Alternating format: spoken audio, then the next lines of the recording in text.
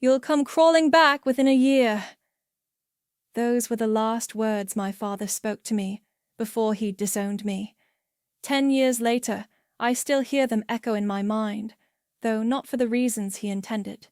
My name is Meredith, and I was born with a silver spoon that turned to ash in my mouth the night I chose love over legacy. "I won't allow this embarrassment," Father declared, standing at the head of our mahogany dining table, his voice filling our mansion's formal dining room. "An artist? A penniless nobody who finger-paints for attention. I raised you better than this." I gripped Brody's hand under the table, feeling his palm sweaty but steady against mine. The engagement ring he'd saved 6 months to buy felt more valuable than all the diamonds dripping from my sister Sydney's ears. "He's talented," I said, my voice stronger than I felt. "His work will be in museums someday." Sydney's laugh cut through the tension like a knife. "Museums? The only place his art belongs is a dumpster." She twirled her wineglass, red liquid catching the chandelier light. "Daddy, she's clearly having some kind of quarter-life crisis. Meredith." Father's tone shifted to that dangerous quiet I remembered from childhood scoldings. "You have exactly 1 chance to end this foolishness. Break off this engagement, and we'll forget this conversation ever happened." I looked at Brody, really looked at him. Paint perpetually under his fingernails, wearing his one good shirt that still had a small coffee stain on the collar. His eyes met mine, and in them I saw everything my father couldn't: passion, dedication, and pure love unmarred by dollar signs. "No," I said simply. The crystal wineglass in Father's hand shattered against the wall. Sydney jumped, but I didn't flinch. I'd been expecting this. "Then you leave me no choice." He pulled out his phone, fingers flying over the screen. "I'm calling Harrison at the bank. Your trust fund, your allowance, your stake in Crawford Holdings, it's all gone. Transferred to Sydney, effective immediately." "Daddy, you can't!" I started, but he cut me off. "I can, and I am. You want to throw away your birthright for some bohemian fantasy? Fine, but you'll do it without a penny of Crawford money." Sydney's smirk grew wider. "Don't worry, sis. I'll take good care of your share." I stood up slowly, my chair scraping against Italian marble. "You know what? Keep it. Keep all of it. I'd rather have nothing with someone who believes in me than everything with people who never did." "You'll fail," Father spat. "Both of you. And when you do, don't come crying back here." Brody stood beside me, his voice quiet but clear. "Sir, with all due respect, you're making a mistake. Not about the money, that's yours to give or take, but underestimating your daughter. That's going to cost you more than you know." We walked out together, my heels clicking against marble for the last time. The heavy front door closed behind us with a sound of finality.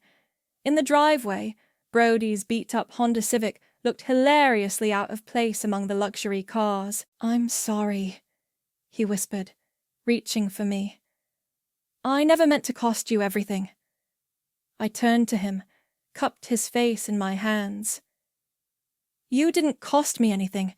They did. And this isn't the end, Brody. It's the beginning." "We'll make it," he promised, and I believed him. That was 10 years ago. 10 years of silence, of building something from nothing, of watching from afar as Sydney ran our father's company into the ground. 10 years of carefully constructed plans, hidden behind shell companies and proxy investors. They thought I'd come crawling back, broke and desperate. Instead, I'm returning as their last hope for salvation, though they don't know that yet. My father always taught me that timing was everything in business.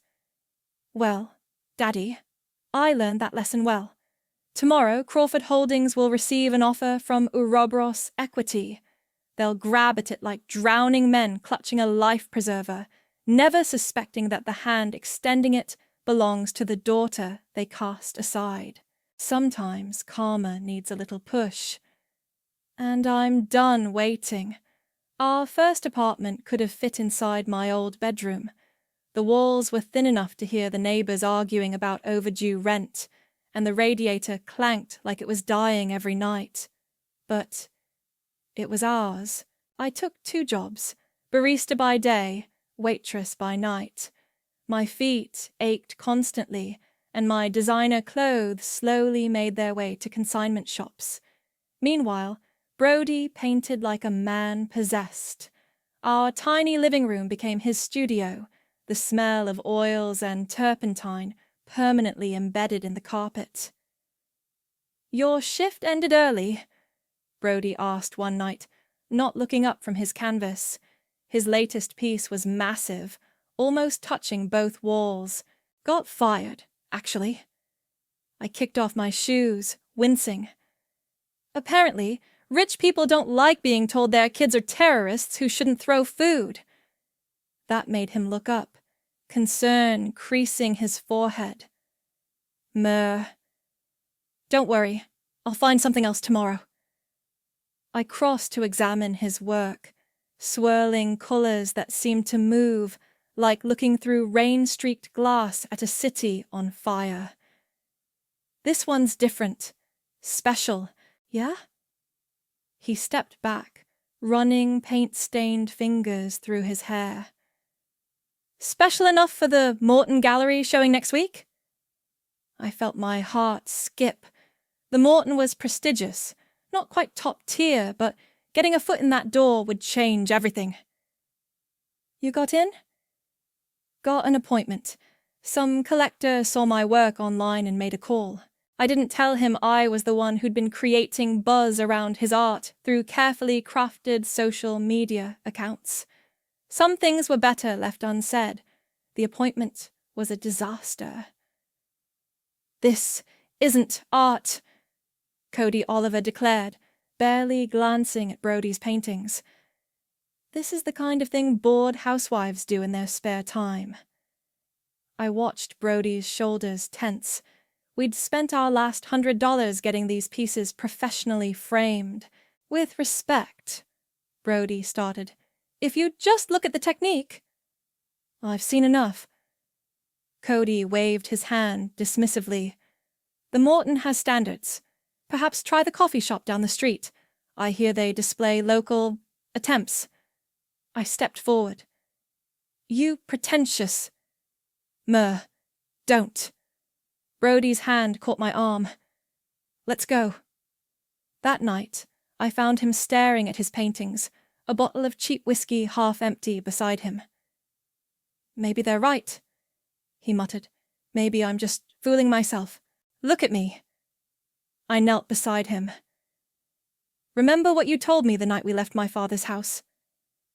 We'll make it." "That wasn't a lie."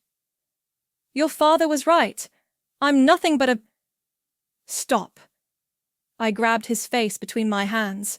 "You're brilliant. The world just doesn't know it yet, but they will." I stayed up all night after he fell asleep, working on my laptop. I created new social media profiles, started conversations in art forums, planted seeds of interest in all the right places. I'd learned enough about marketing from my father to know how to create buzz. 3 weeks later, my phone buzzed during my shift at a new restaurant. "Is this Mrs. Mason?" An unfamiliar voice asked. "Speaking. This is Marcus Weber.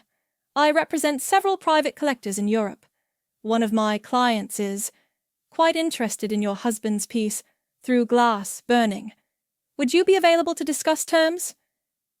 I stepped into the alley behind the restaurant, heart pounding. Marcus Weber was no small player. He represented serious collectors. "Of course. What terms did you have in mind?" He named a figure that made me grab the wall for support. That night, I threw my waitress apron in the trash. Brody stood in our tiny kitchen, staring at the check in his hands. "This can't be real," he whispered. "It's real." I wrapped my arms around him from behind. "And it's just the beginning." "I don't understand. How did they even find me?" I smiled against his shoulder. "The right people finally noticed, that's all. What I didn't tell him was that I'd just opened an investment account under the name Ouroboros Equity. The world was about to learn what happened when you underestimated either of us. Sometimes the best revenge isn't served cold. It's served one brushstroke at a time." "We need to talk about your social media presence," Jessica said, spreading documents across our new penthouse's dining table. The mysterious artist's wife angle was great for building buzz, but now it's holding us back. I sipped my coffee, enjoying the view of Central Park through floor-to-ceiling windows. "I prefer staying behind the scenes." "Mer!" Brody called from his studio, now a proper one, with perfect lighting and ventilation. "Maybe Jessica's right. People want to know the story behind the art." "They have the story they need." I turned to Jessica. "Focus on Brody. He's the artist. Jessica, young, sharp, and the best publicist in the business, shook her head. "The press is desperate for interviews with both of you. Do you know what Vanity Fair offered?" "Not interested." I checked my phone as a notification popped up. Eric, my broker, had news about our latest acquisition. "At least consider—" "Jessica." I cut her off with a smile. "Trust me, mystery sells better than reality. Now, tell me about the Dubai exhibition." After she left, Brody emerged from his studio, paint streaking his favorite jeans. "You know, it wouldn't kill us to do one interview." "It might." I showed him my phone screen. "Our latest property investment just doubled in value. Still want to talk about interviews?" He whistled at the number. "How do you do it? 5 years ago we were eating ramen, and now we never have to worry about money again." I kissed him, tasting coffee and promise on his lips. "Focus on your art. Let me handle the rest." The rest included a growing empire hidden behind Ouroboros Equity. Every successful gallery showing, every sold-out exhibition fueled my careful investments. Real estate, tech startups, strategic acquisitions. I built walls of wealth brick by brick, all while staying invisible. "Mrs. Mason?" Eric's voice crackled through my phone later that afternoon. "There's an opportunity you need to see." "I'm listening." "Crawford Holdings stock dropped 30% this morning. They're vulnerable." My heart skipped. "Send me everything." The files arrived within minutes. Father's company was bleeding money, making desperate moves to stay afloat. Sydney's leadership was exactly as incompetent as I'd expected. "Their board meeting is next week," Eric continued. "We could acquire a significant stake before then." "Do it." I paused. "And Eric, use the usual protocols. No one can know it's me." That evening I found Brody in his studio, working on his latest series. The canvases were massive, filled with intricate patterns that seemed to shift and breathe.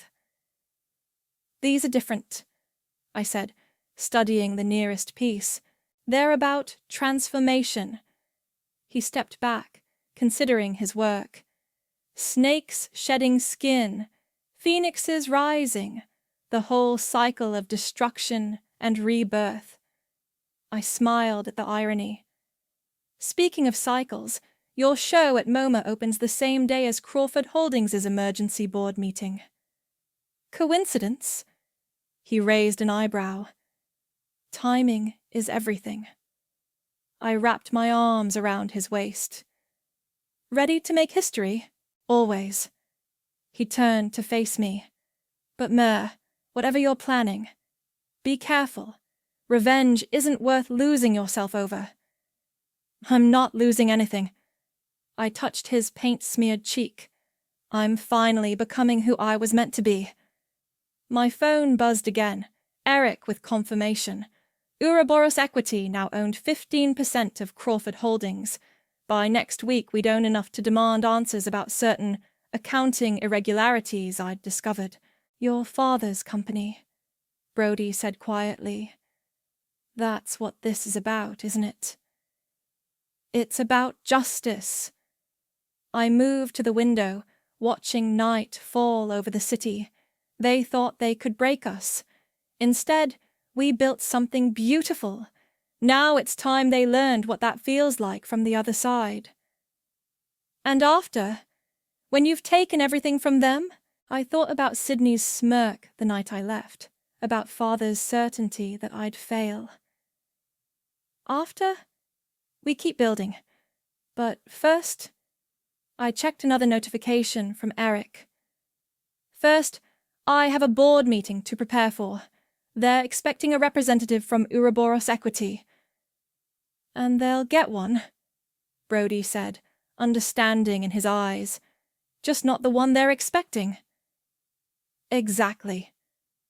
I smiled, feeling the pieces align. Not the one they're expecting at all. The Crawford Holdings boardroom hadn't changed. Same pretentious oil paintings, same leather chairs, same air of superiority. But the faces around the table, those had changed plenty. I sat in the back row wearing a wig and glasses, just another minor shareholder watching the empire crumble. Sydney stood at the podium. Her designer suit couldn't hide her desperation. These allegations are completely unfounded, she insisted, voice cracking. Raymond's evidence is nothing but a disgruntled employee's revenge. A disgruntled employee with proof of systematic fraud? Someone called out. The SEC is already investigating. Father sat silent at the head of the table, looking older than his years. His hands trembled slightly as he reached for his water glass. The doors burst open. Raymond Pierce, Father's right-hand man for 30 years, strode in with his lawyer. I have copies for everyone, Raymond announced, distributing folders. Every questionable transaction, every covered-up loss, every instance of corporate funds being used for personal expenses. Sydney's face went white. You can't. I already did. Raymond turned to face the board. Thomas begged me to cover for him one last time, but I'm done protecting this family's secrets. I opened my folder, already knowing what I'd find. I'd been the one who helped Raymond organize these documents, though he had no idea who I really was. This is outrageous, Father finally spoke, standing up. Raymond, after everything I've done for you? Everything you've done? Raymond laughed bitterly. You mean like blaming me for your daughter's mistakes? Making me falsify reports to hide her incompetence? Sydney stepped forward. Daddy, don't listen to him. I can fix this. Fix what? A board member stood up. The $100 million in losses you tried to hide? The insider trading? The offshore accounts? I watched Sydney's perfectly manicured hands grip the podium. 10 years ago, those hands had waved goodbye as I walked away from everything. Now, they were shaking. We need emergency intervention, another board member declared. The company won't survive another quarter like this. Father's face was ashen. We have options. Private investors have expressed interest. You mean Ouroboros Equity? Raymond interrupted. Yes, let's talk about them. The mysterious investment firm that's been buying up your debt. Have you wondered why they're so interested in a failing company? I smiled behind my hand. Eric had played his part perfectly, making sure whispers of Ouroboros interest reached all the right ears. Their representative is meeting with us tomorrow, Father said. They're prepared to offer. They're prepared to take control, Raymond corrected. And based on these numbers, they'd be right to do so. The meeting devolved into chaos after that. Shareholders shouting, Sydney nearly in tears, father looking lost in his own boardroom. I slipped out quietly, sending a quick text to Eric. Time for phase 2. In the lobby, I heard Raymond calling my name, my fake name. Ms. Roberts? A moment? I turned, heart steady. We'd met twice before, always with me in disguise. Yes. That folder I gave you? He lowered his voice. There's an extra document in yours, page 16. I thought someone representing Ouroboros might find it interesting. I waited until I was in my car to look. There, in black and white, was proof that Sydney had been embezzling millions into personal accounts. Not just any accounts, the same Cayman Islands accounts father had used to hide money during his divorce from our mother. My phone buzzed. Eric. Meeting with Thomas confirmed for tomorrow, 9 a.m. I texted back. Perfect. Make sure Sydney's there too. Another buzz, Brody this time. You okay?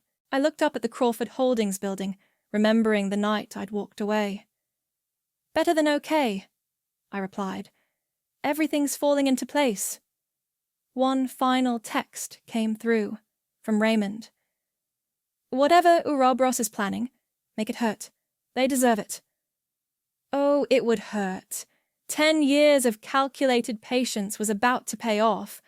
Tomorrow, I'd walk into that building not as the disowned daughter, but as their last hope for salvation.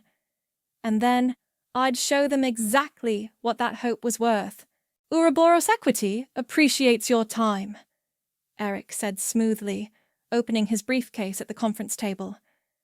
Though we had expected a more complete financial disclosure. Father shifted uncomfortably in his seat. Sydney sat beside him, her usual confidence replaced by barely concealed panic. I sat at the opposite end, wearing a sharp black suit and my most expensive wig. Dark sunglasses completed the disguise, a power play that forced them to squint and lean forward, trying to read me. We've provided everything relevant, Sydney insisted. Everything. I pulled out page 16 from Raymond's folder. Including the Cayman transfers? The color drained from her face. Father's hand tightened on his armrest. I don't know what you're implying, he started. I'm not implying anything. I slid the document across the table. I'm stating facts. Your daughter has been systematically draining company assets into offshore accounts. The same accounts you used during your divorce, if I'm not mistaken. Sydney jumped up. This is absurd! Daddy, we can't let some faceless investor... Sit down, Sydney. Father's voice was tired. Please, just sit down. Eric continued our rehearsed play. Ouroboros is prepared to offer a complete buyout. However, we require full access to all records, including personal accounts. You can't demand, Sydney began. We can, and we are. I removed my sunglasses, enjoying how they flinched at my cold stare. Consider the alternative. These documents go to the SEC, and you both go to prison. Father leaned forward. What exactly do you want? Everything. I smiled. The company, the assets, the real estate holdings. In exchange, we ensure a quiet transition. No public scandal, no criminal charges. And what about us? Sydney's voice was small. You'll receive a generous severance, enough to live comfortably, though perhaps not in the manner you're accustomed to. Father stood up suddenly, pacing to the window, the same window he'd looked out of when he disowned me. You're enjoying this, aren't you? Business isn't about enjoyment, I replied, echoing words he'd once said to me. It's about power. You taught me that. He turned sharply. What did you say? Your terms. Eric interrupted smoothly. You have 24 hours to decide. My phone buzzed, a text from Brody. MoMA opening in an hour. You coming? If you'll excuse me. I stood, gathering my papers. I have another engagement, an art exhibition actually. I believe you know the artist, Brody Mason. Sydney gasped. Father's face went rigid. His work is quite valuable now, I continued. Worth millions, I hear. Funny how things turn out, isn't it? Who are you? Father demanded. I paused at the door. Someone who learned your lessons well. 24 hours, Thomas. Don't disappoint me. In the elevator, Eric finally spoke. That was cruel. That was business. I removed the wig, shaking out my real hair. Have the papers ready for tomorrow. They'll sign. How can you be so sure? Because I know them. They'll convince themselves taking the deal is clever. Their last power play. They'll never admit they're surrendering to the daughter they threw away. My phone buzzed again. A news alert. Crawford Holdings stock plummets amid fraud allegations. I stepped out into the sunshine, heading for my waiting car. Across town, Brody's exhibition would be opening to critical acclaim. Our worlds were about to collide spectacularly. Ms. Roberts! Sydney's voice rang out behind me. I turned to see her running across the plaza, heels clicking desperately. Please, there must be something else we can do. I studied her face, the same face that had smirked at my downfall a decade ago. There's always a choice, Sydney. You're just not going to like either option. You don't understand, she pleaded. This company is everything.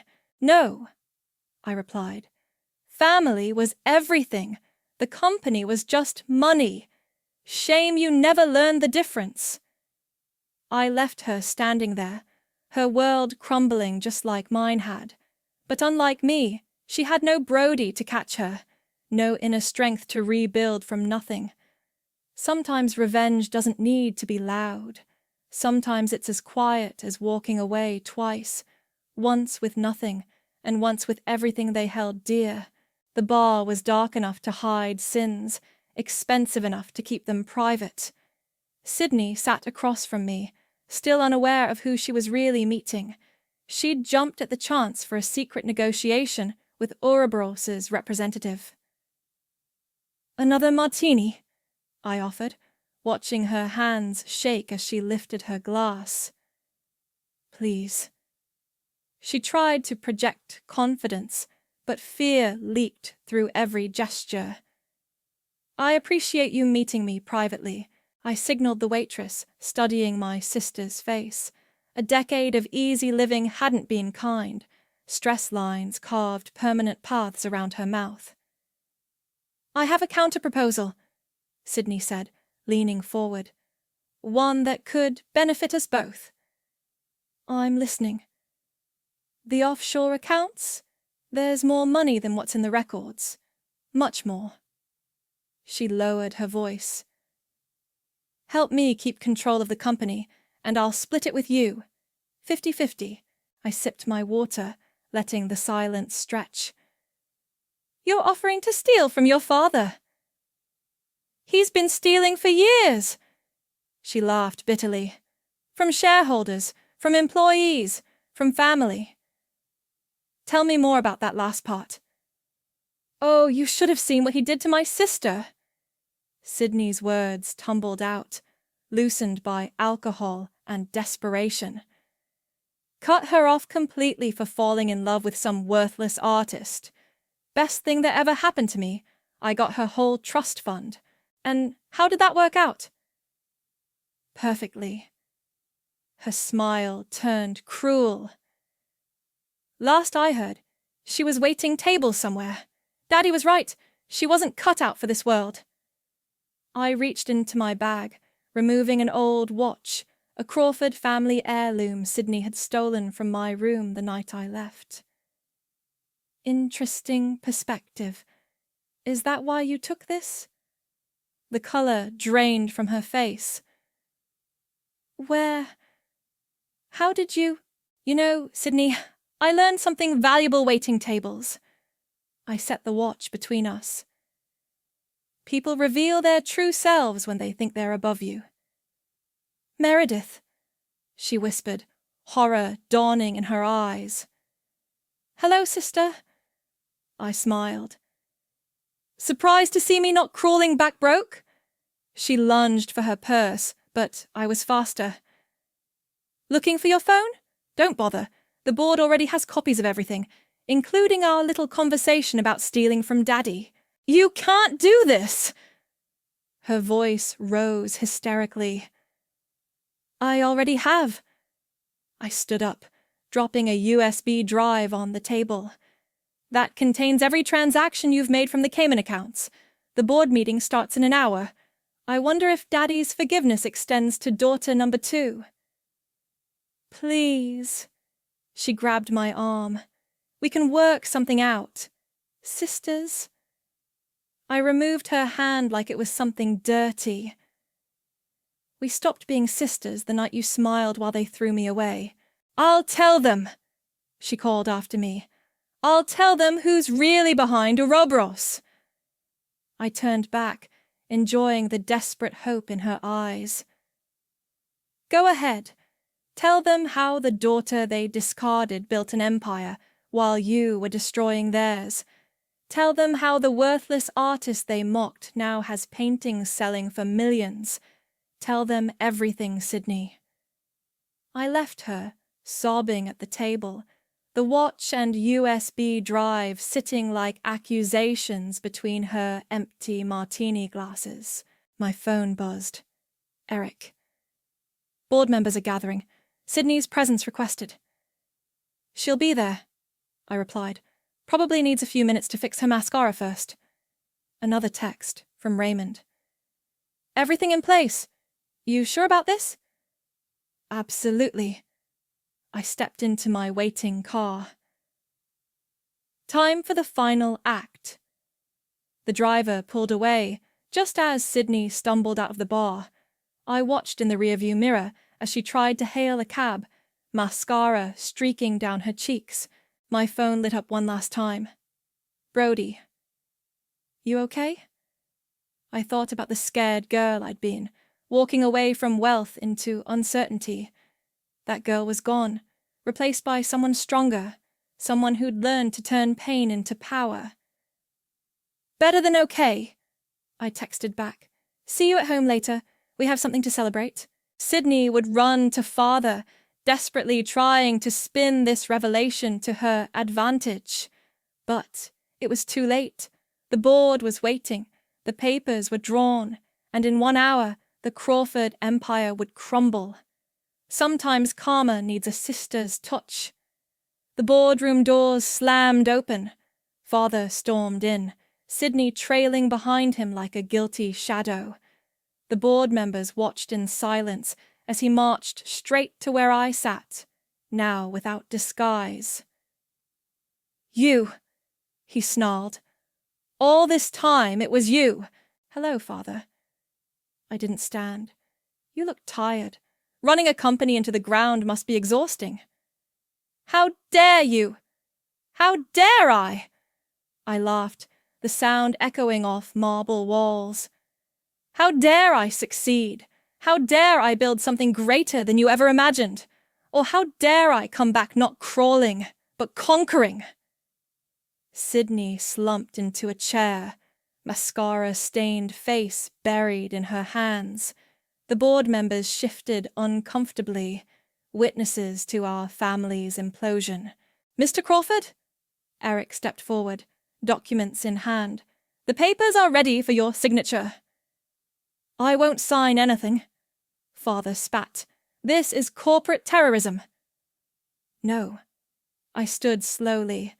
This is karma, Every choice you made, every person you betrayed, every bit of arrogance that told you you were untouchable, it all led to this moment. Daddy, Sydney whimpered. Just sign it. She has everything. The accounts, the transfers, everything. His face went purple. You told her? Oh, she did more than tell me.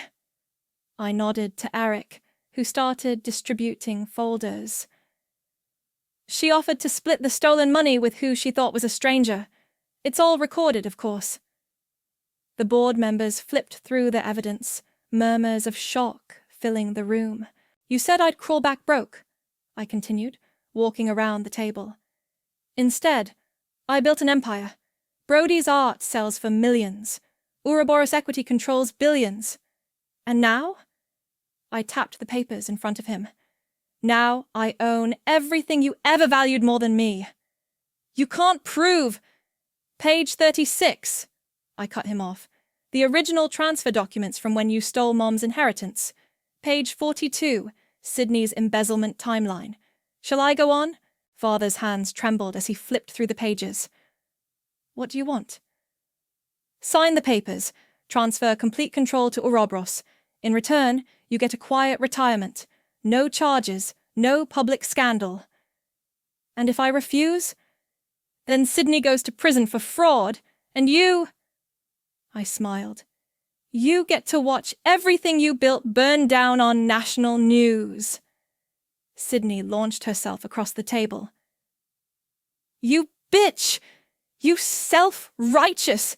2 security guards caught her arms, pulling her back. I hadn't even flinched. Time's up, I announced. What's it going to be, Father? Pride or prison? He stared at me for a long moment. I saw something flicker in his eyes. Maybe recognition, maybe regret. Then he picked up the pen. You truly are my daughter, he muttered, signing each page Eric indicated. No, I corrected him. I'm better. The signatures took less than 5 minutes. When it was done, Father stood up, suddenly looking ancient. What happens now? Now? I gathered the signed documents. Now you go home. Enjoy your retirement. Sydney can explain to the board why she's no longer qualified to serve as CEO. And the company? Will be dismantled, piece by piece. The profitable parts sold, the corrupt parts exposed. I walked to the door, then turned back. One last thing. I pulled out an old photo, Mother holding me as a baby, her smile bright and unbroken.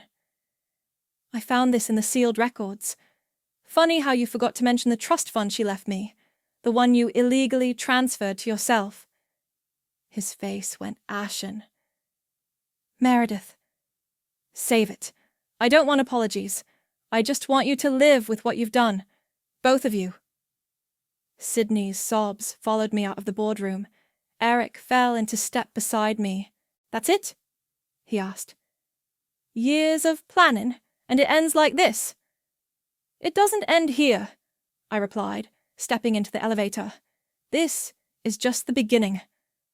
My phone buzzed. Brody. Don? I looked at my reflection in the elevator's mirrored walls. The scared girl who'd walked away was gone. In her place stood someone stronger, someone who'd learned that the best revenge isn't served cold, it's served with compound interest. Done, I texted back. Time to build something new. The elevator doors closed on my father's empire. It had taken 10 years, but finally, karma had come home to roost. The Crawford mansion's marble floors echoed under my heels as I walked through empty halls. Movers had already cleared most of the furniture, leaving only dust and memories. Strange being back here? Brody said, his footsteps quiet beside mine. I paused at the dining room doorway where it had all started. They're offering me the CEO position, you know. The board wants me to resurrect Crawford Holdings. And I'm declining. I ran my hand along the doorframe. Some things should stay buried. We climbed the grand staircase, past blank spaces where family portraits once hung. My old bedroom door stood open, sunlight streaming through bare windows. "Look what I found," Brody called from down the hall. In Father's study, he held up a small wooden box, hidden behind his desk. Inside were letters, dozens of them, all addressed to me, my mother's handwriting. "He kept them," I whispered, unfolding the first one. "All these years." "Mrs. Mason?" A voice interrupted. Laura, my mother's sister, stood in the doorway. "I hope I'm not intruding." "Aunt Laura?" I hadn't seen her since the funeral. "What are you doing here?" Raymond told me what happened. She stepped in, elegant even in her 60s. "I thought you should have this." She handed me an envelope, yellowed with age. Inside was a letter and a key.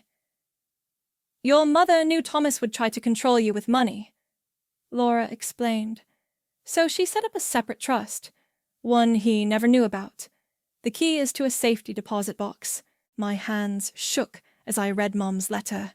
Her words, written 20 years ago, seemed to reach through time. "My darling girl, if you're reading this, you've finally broken free. I'm sorry I couldn't protect you from his control, but I knew you'd find your strength." She knew, I breathed. She knew what he was. "Why didn't you tell me before?" I asked Laura. "The trust had conditions. You had to stand on your own first, prove you could build something without his money or influence." She smiled. "I'd say founding a billion-dollar investment firm qualifies." Brody squeezed my shoulder. "What will you do with the money?" I looked around the study, remembering Father's lessons about power and control. Something he'd hate, something Mom would love. "The Crawford Foundation for Arts and Education," I announced. "Supporting young artists, funding women entrepreneurs, helping people break free from toxic families." "Perfect." Brody grinned. "Want to know something funny? That painting he hated most, the one that got me banned from galleries, just sold for $8 million. Laura laughed. "Thomas must be choking on his morning coffee. Actually," I pulled out my phone, showing them the message I'd received that morning. "He wants to meet. One last time." "Are you going?" "No." I tucked Mom's letter into my pocket. Some conversations aren't worth having. We walked through the house one last time. In the foyer, a final envelope waited on the marble table. Sydney's handwriting. "Dear Meredith," it read. "You won. Completely. But you were wrong about one thing. I did love you, once. Before Dad poisoned everything. Maybe someday." I folded the letter, tucking it away with Mom's. Some bridges couldn't be rebuilt, but maybe they could be remembered without bitterness. Outside, the autumn sun painted everything gold. My car waited, but I paused on the steps. "You okay?" Brody asked. "Better than okay." I took his hand. "Ready to build something new? Always." He kissed me softly. "Though maybe this time with less corporate espionage?" "No promises." I smiled against his lips. "But definitely more art." We drove away from the mansion, leaving the empty shell of Father's legacy behind. In my pocket, Mom's letter pressed against my heart, reminding me that some inheritances aren't measured in money. I'd come back not to reclaim what was taken, but to prove what I could create. The scared girl who'd walked away was gone, replaced by someone who'd learned that true power isn't in what you take, it's in what you build. Father had been right about one thing. I did come back, but not crawling. I came back soaring.